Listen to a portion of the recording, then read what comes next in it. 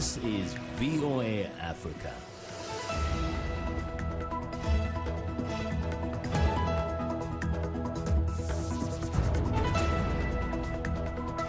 Good evening. I'm Esther Gidhu. It's Monday, September 16th. This is Africa 54.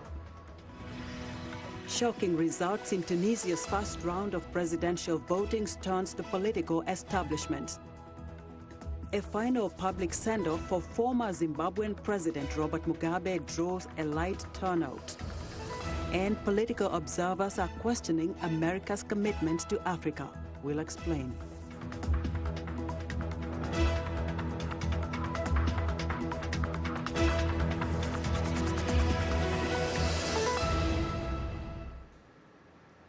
Two outsiders, law professor Kais Said and media tycoon Nabil Karoui, are claiming victory after Sunday's first round of Tunisia's presidential election, shocking the political establishment in the North African nation. However, official results have yet to be announced.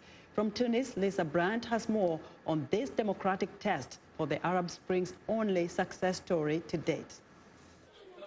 Tunisia's second only free presidential election, 24 candidates, including 2 women. I'm voting for Kais Said. He's a friend. He's a lawyer, and he's not eloquent. But I think people may vote for him because he's honest. Okay, I'm gonna vote for Mourou. Why? For many reasons. I actually, when I was deciding, I eliminate first the persons who I'm not convinced with. That's Abdel Fattah Mourou from El Nahda. The moderate Islamist party has been a major force in government these past 8 years. He's very popular with women, with youth, with the poor, having started, in a normal family where his dad was a coffee shop owner. But Mourou faced plenty of competition from top government officials to populists like jail media tycoon Nabil Karoui. He has traveled all over the country for the past 3.5 years, and he listened to the people, and he understood their issues, and he knows what it takes to make a difference. But many Tunisians are tired of political promises. Instead of getting better, life is harder since the country's 2011 uprising. Politicians are all the same. They all say they're going to create jobs and good things for the youth, but there's nothing, and the cafes are full of young men with diplomas and no jobs. Unemployment rate is at 50%, and in some areas more than 30%. Tunisia need more investment. Tunisia need more work. Tunisia need more reforms. So the pressure is on for Tunisia's next leader and next government to deliver. Lisa Bryant for VOA News, Tunis.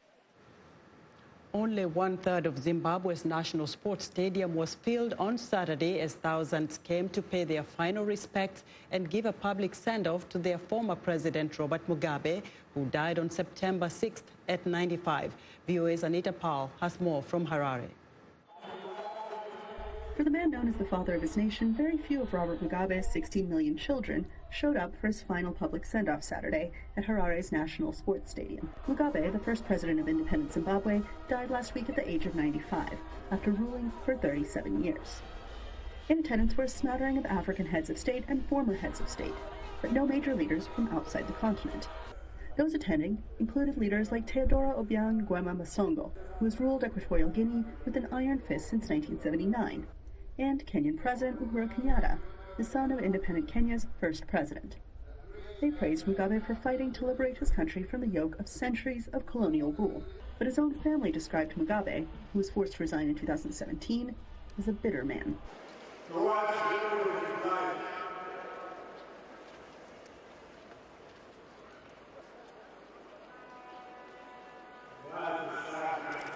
So where was everyone on this sunny Saturday? Many were here, in one of Harare's hours-long petrol queues, a consequence of the shattered economy for which many blame Mugabe. We ruined the economy of Zimbabwe, so I have no interest of bearing with such a criminal. And others say they have real relatives they'd rather be with. I should be doing something else, or sometimes even relaxing with my family. Even those who turned out to see off the father of the nation couldn't resist making a point about the ruined economy. They are singing, before, bread cost $1. Now, it costs 10. Anita Powell, VOA News, Harare. The Nigerian military is detaining thousands of children in harsh and degrading conditions for their suspected involvement with the Boko Haram terrorist group, according to a human rights report released last week. Children as young as 5 years old are allegedly being held without charge for months or even years in military barracks without contact with their families. Now, for more perspective on this disturbing story, I'm joined live via Skype from New York by Joe Becker, a researcher at Human Rights Watch who co-authored the report. Joe, welcome to Africa 54. Thank you very much. It's good to be with you. How did the Nigerian military justify incarcerating children as young as 5 years old? Well, clearly the Boko Haram insurgency has created big challenges for the Nigerian military. Boko Haram is known for horrific atrocities against the civilian population. But in response, the Nigerian authorities have rounded up thousands of individuals and placed them in detention as suspected Boko Haram members. What we found from interviewing children who had been detained is that oftentimes these children were fleeing Boko Haram attacks on their villages. But when they encountered soldiers, instead of receiving safety in camps or assistance, they would be arrested as Boko Haram suspects. Joe, describe to us the condition in which you found these children. Yes. Since 2013, Nigerian authorities have detained more than 3,600 children. In June, we interviewed over 30 children who'd been detained over the last few years. We did not have access to their detention facilities, but what they described to us was horrific. Severe overcrowding with hundreds of children crowded into a cell 10 meters by 10 meters, hundreds of detainees sharing a single open toilet. Children said that the space was so limited that they couldn't even turn over at night.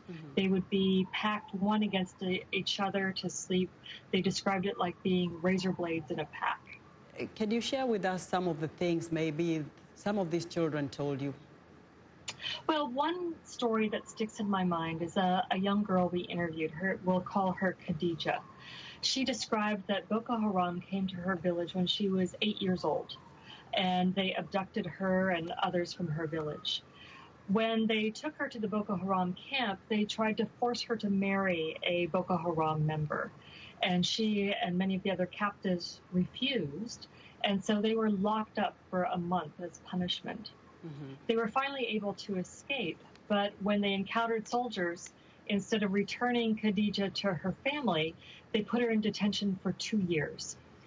And we heard similar stories from other children. There was one boy that I interviewed who was detained for 2.5 years simply because someone had accused him of selling yams at a marketplace to members of Boko Haram. Now, Becca, what is the Human Rights Watch recommending after these findings?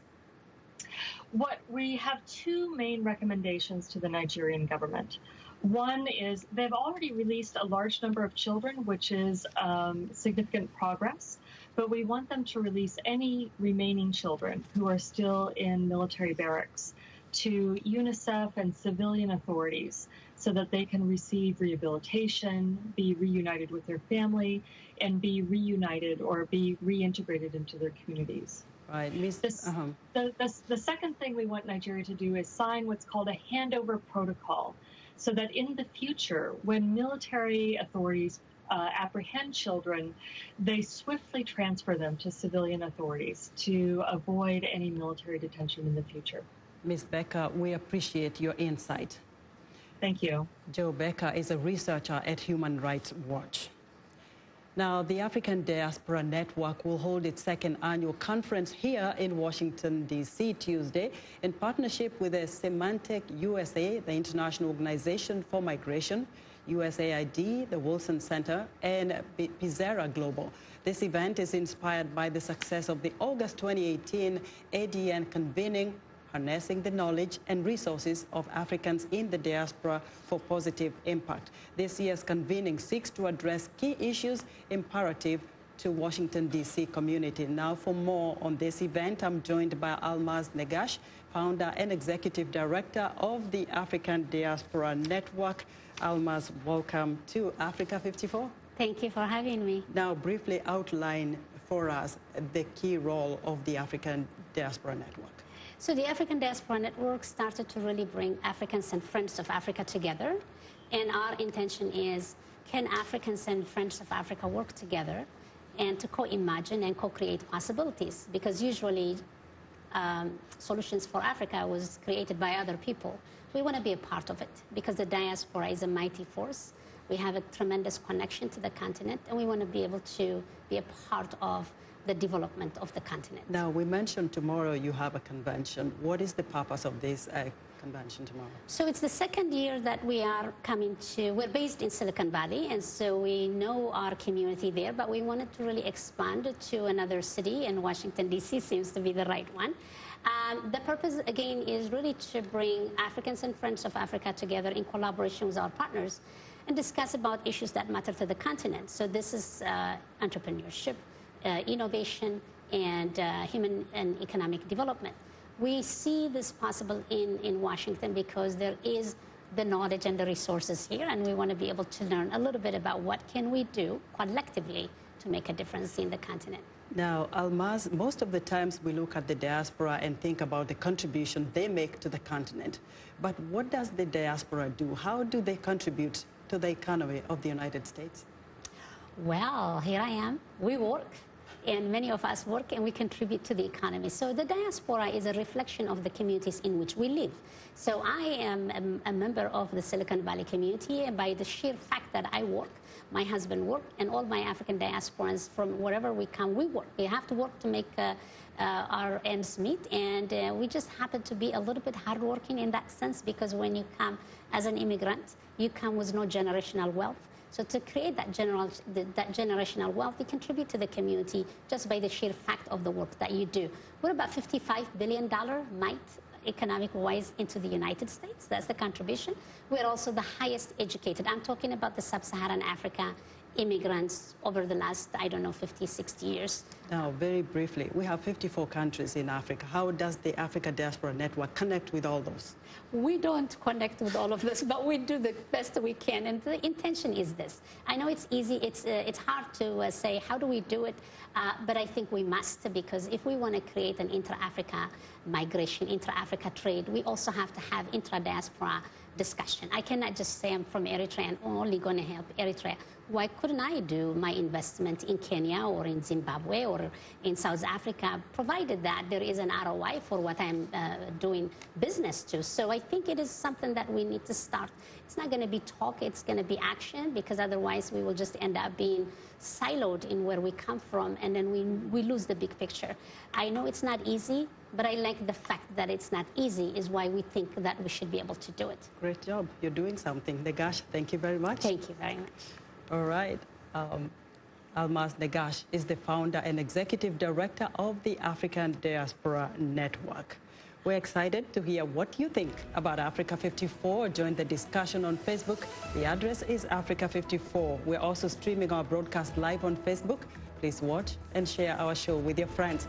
Also check out our headlines 24/7 on voaafrica.com. Still to come, why is America's Africa strategy coming under fire by foreign policy experts? We'll explain.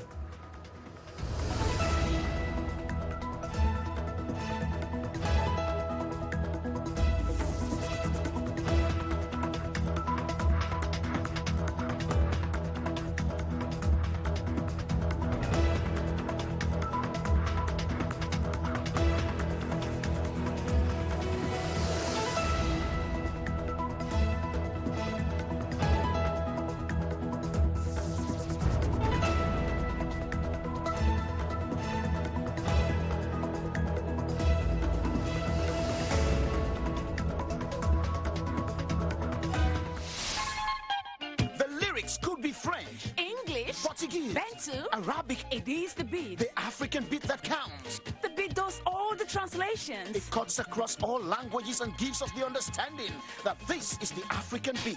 It is so distinct and adhesive. It binds us together. African beat on the Voice of America. For more information, visit our website at www.voanews.com/AfricanBeat. I am Sheikha Sali, host and senior editor of VOA's international call-in talk show, Straight Talk Africa. Today we'll examine the tobacco industry. We pretty much touch on anything that you can think of. Politics, health issues, human rights issues, you name it, we talk about it. The issues that we discuss are pertinent to most people on the African continent. A very, very rare and unique opportunity to interact with their leaders.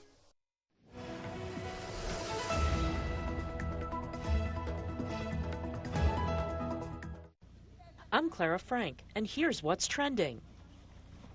Many women living in rural Kenya are being spared the back-breaking task of carrying barrels of water, thanks to a simple new invention. Manufactured in Kenya, the rollers are made from a combination of recycled materials, such as old tires and local wood, and can be used by both young and older women. The rollers allow women to carry up to 3 20-liter water containers over long distances and are designed to be rolled over any terrain. According to the charity World Vision International, women in remote villages in developing countries can walk up to 6 kilometers every day to retrieve water for family consumption. Next up, British model Naomi Campbell led a catwalk show for her charitable Fashion for Relief organization, which she founded in 2005 after being inspired by her friend and mentor Nelson Mandela. This year, the charity raised funds for children's education and skill development causes. During the show, held at the British Museum, models strutted in an array of colorful and quirky outfits from a mix of designers that included floor-length gowns, such as the one-sequin dress with feather sleeves worn by Campbell. There were also deconstructed jackets and plenty of prints. And finally, this weekend's oddest viral story involved a palace, a brazen heist, and a golden toilet. The $1.25 million toilet, designed by Italian artist Maurizio Catalan, had been installed only 2 days earlier at Blenheim Palace, west of London, after previously being shown at the Guggenheim Museum in New York. Police say the toilet was snatched early Saturday by thieves who used at least 2 vehicles in the heist. Because the golden toilet had been connected to the palace's plumbing system, police say its removal caused significant damage and flooding to the building. And that's what's trending today. 36 people are feared missing after a boat sank on the Congo River near Kinshasa. Police say the vessel, which was traveling to the capital, went down overnight in Maluku commune, about 100 kilometers from the city. 76 people survived. The lake and river transports are widely used in the Democratic Republic of Congo due to the nation's poor highway system. Accidents are common and are often caused by overloading and unsafe vessels. In most accidents, passengers are not equipped with life jackets and many cannot swim. Now, Saudi Arabian oil giant Aramco says Saturday's drone attack on 2 of its oil facilities has suspended the oil production of 5.7 million barrels a day. Prolonged disruption could cause a spike in oil prices worldwide. Iranian-backed Houthi rebel group in Yemen is claiming to have caused the attack, but the U.S. blames the attack directly on Tehran. VOA's Ladzahouk has more. Yemen's Houthi rebels claim they have deployed 10 drones to attack a processing plant and an oil field owned by the Saudi Arabian state-owned oil giant Saudi Aramco. We exploited vulnerabilities in the Saudi defense system, and we built our drones in order to avoid these systems. Therefore, the Saudi and Emirati airspace became open to us after their defense systems failed to even spot our drones. U.S. Secretary of State Mike Pompeo has rejected the claim in a tweet, saying there is no evidence the drones came from Yemen, and has blamed Iran for the attacks. In his tweet Sunday, U.S. President Donald Trump threatened consequences for the culprit and is waiting to hear from the Saudis as to who they believe it to be. Earlier Sunday, Iran's President Hassan Rouhani denied Tehran's involvement. Americans, instead of confessing that their presence in the region, in Syria and Yemen and other areas, has been problematic, every now and then accuse the countries in the region and brave fighters of Yemen. Tehran-backed Houthis have been fighting a Saudi-led coalition since ousting Yemen's president in 2015. Pompeo has repeatedly accused Iran of destabilizing the region. It supports proxy militias and terrorist groups. It is an arms dealer to the Houthi rebels in Yemen, and Iran conducts cyber hacking campaigns. Saudi officials say no one was killed in the Saturday attacks, but that the oil production had to be suspended. Energy Minister Abdulaziz bin Salman said some of the fall in production would be made up with oil from Saudi Arabia's huge storage facilities. But analysts warn that if the Saudis cannot turn production back on quickly, the gas prices could go up worldwide. Saturday's attacks came just days before the opening of the UN General Assembly on Wednesday. Zlarica Hoke, VOA News, Washington. The White House recently unveiled a new initiative that seeks to increase U.S. economic engagement to Africa to better compete against China's growing influence. But more than 2.5 years into President Donald Trump's administration, some foreign policy experts say Africa does not appear to be a priority for the president. Jesus Oni reports. And security across the continent. Africa has a friend in the United States, according to a top diplomat. America has an unwavering commitment to Africa. But some foreign policy experts are questioning that commitment. Africa tends to be at the bottom of the to-do list for most administrations, but this president doesn't have the kind of personal connections with the continent. He's not interested in development in the way that President Bush was. In December, the Trump administration outlined its strategy to counter China's influence in Africa. Our policies should not be focused around countering what other people are doing in Africa. It should be focused on building and strengthening our partnership. This strategy is now being presented with fewer references to Beijing, and the administration shifting its focus to the private sector. Africa is going to double the number of people between now and 2050. There's going to be millions and millions and millions of young Africans, and what they all will want is a job. If they don't get a job, the continent will be unstable.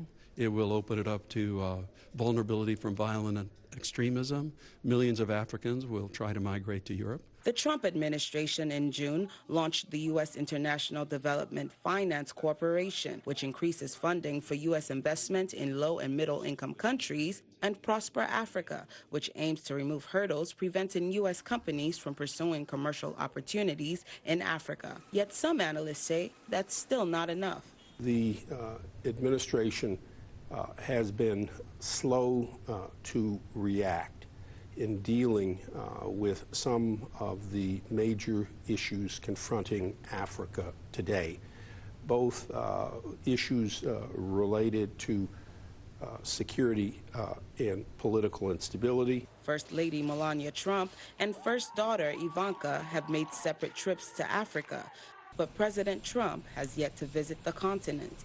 Jesus Oni, VOA News, Washington.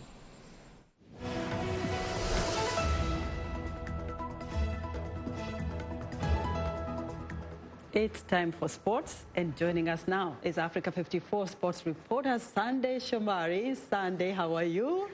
Very good, Esther. I hear you have great news on marathon today, right? Yes, I do. Let's go for it. Let's do it. Okay, in Denmark on Sunday, Kenyan Geoffrey Kamworor set the world record at the Copenhagen Half Marathon, winning the IAAF road race in 58 minutes and 1 second. The 26-year-old runner returned to the Danish capital, the scene of his first of 3 world half marathon titles, in a bid to improve the world record of 58 minutes and 18 seconds set in Valencia last year by his countryman, Abraham Kiptum. His goal of breaking world record was so important that he passed up the opportunity to compete at the IAAF World Athletics Championships in Doha, Qatar 2019. This record puts him 7 seconds faster than Kiptum as Kenyans continue to shine in marathon. Behind Kamuror was Bernard Kipkorir Ngeno, placed second in 59 minutes and 16 seconds. And Berehanu Wendemu Segu finished third in 59 minutes and 22 seconds. And in the women's race, Birhane Dibaba Adugna claimed the title in a winning time of 1 hour, 5 minutes and 57 seconds, the second fastest time ever run on the course and 25 seconds ahead of runner-up Evelyn Chirichir. And now in basketball, the 2019 FIBA World Cup tournament for men wrapped up on Sunday in China, and Spain beat Argentina 95-75 to win the tournament for the first time since 2006. The Spaniards scored first and never relinquished the lead, showing resilience, fantastic defense, and superior rebounding to snuff out the offensive threat of 2004 Olympic champions Argentina. Point guard Ricky Rubio racked up 20 points and 3 assists, and Marc Gasol and Willie Hernan Gomez swatted 3 shots each as Spain pulled down 47 rebounds en route to the victory. For Gasol, it was the crowning achievement of an incredible year that saw him win an NBA World Championship with the Toronto Raptors before leading his national team to glory. His 33 points in the semi-final victory over Australia put them in a position to fight for the gold medal. But it was his defense that secured the top step of the podium. This was a great present for Gasol, who won his second championship in less than 3 months, and Spain earned its second ever FIBA World Cup title. And now in soccer, a 16-year-old soccer sensation from Guinea-Bissau made history as he became the youngest player in La Liga history to register a goal and an assist in the same game, as Barcelona defeated Valencia 5-2, and a star is born. At 16 years old, he's the second youngest player ever to play Barcelona Al Barça, after Vicente Martinez, who was just 18 days younger when he made his debut almost 80 years before. Now the Spanish club coach Robert Moreno has confirmed that the Spanish FA is trying to offer the star, who was born in Guinea-Bissau, citizenship, but it's up to the player to decide. He's a player who came through La Masia, which is the famous Barcelona youth academy, produced some very bright touches on that game, and earned a warm congratulatory post-match embrace from the one and only Lionel Messi. And that's our Monday Sports Report. Back to you, Esther. Run the marathon from the U.S. to Africa. Sunday, thank you so much. Be sure to join Sunday Shomari next Monday for another exciting Africa 54 Sports Report. And that's our show for today. Be sure to watch Africa 54 on our website at voaafrica.com. From all of us here in Washington, have a good evening.